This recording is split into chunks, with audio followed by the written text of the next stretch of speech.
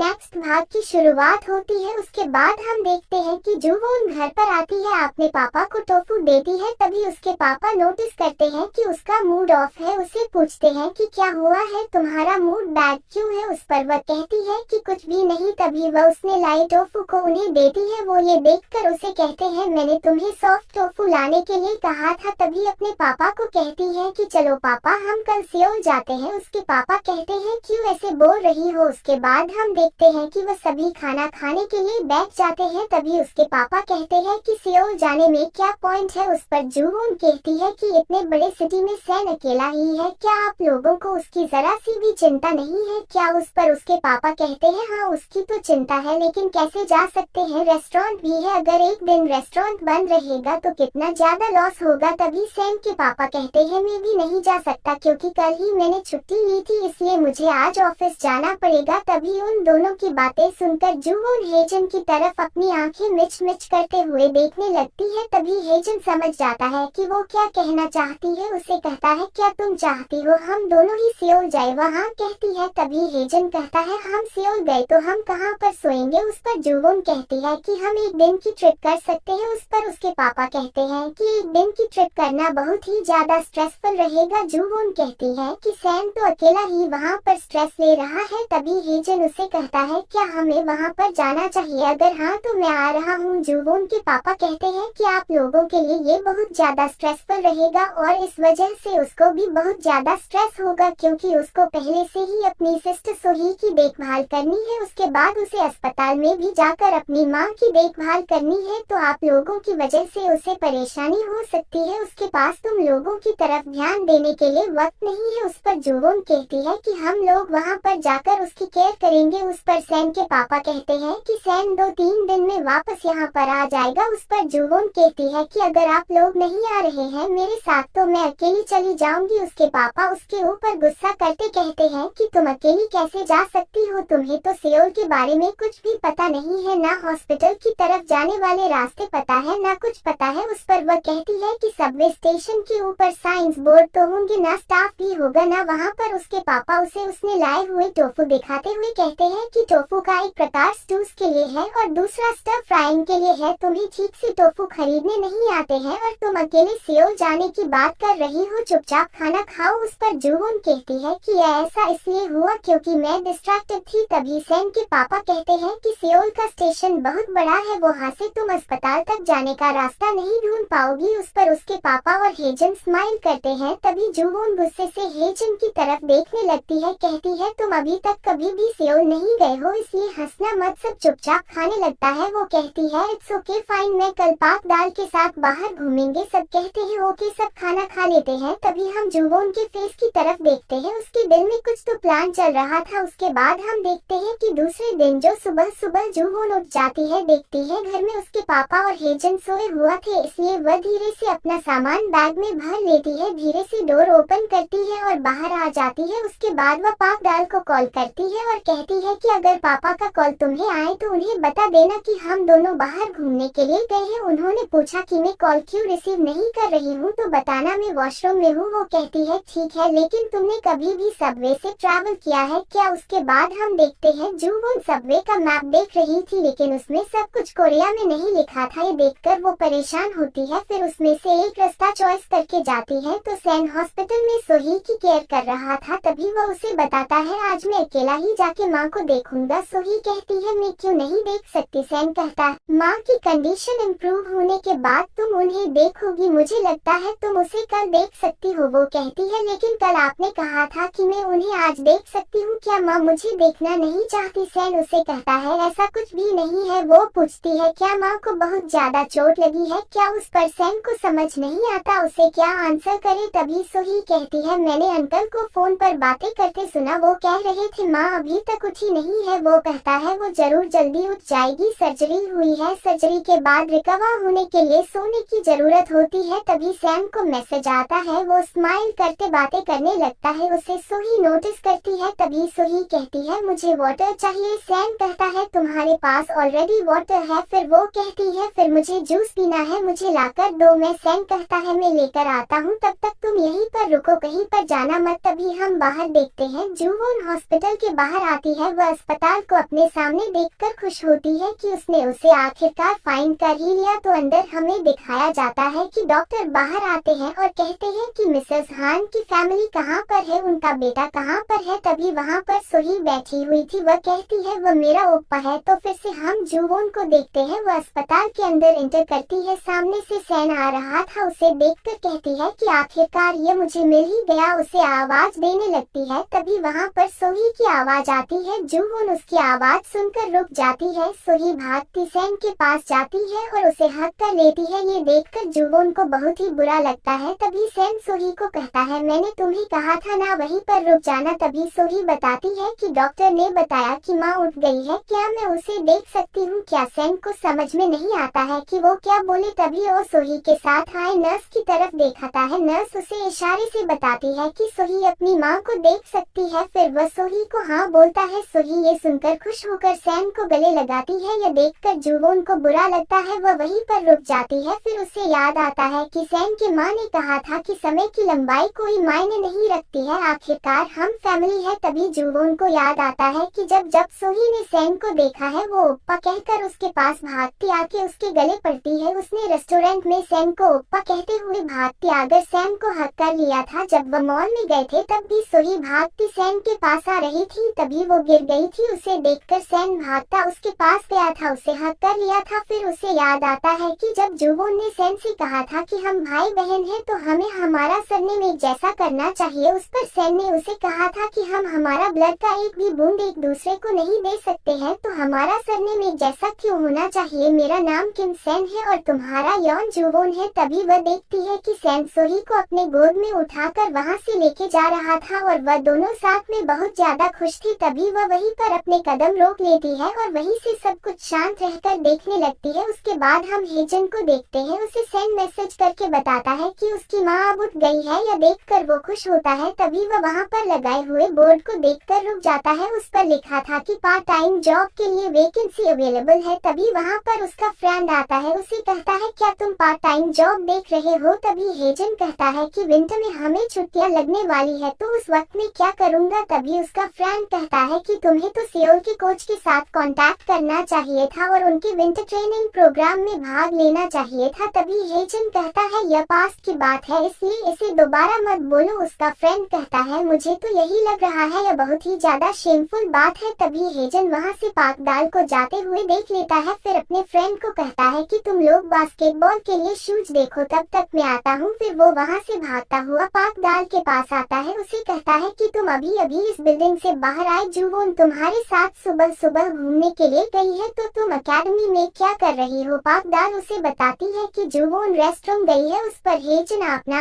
आवाज पर जोर देते हुए पाकदाल को कहता है कि क्या जुवोन तुम्हारे साथ अकेडमी में आई थी क्या।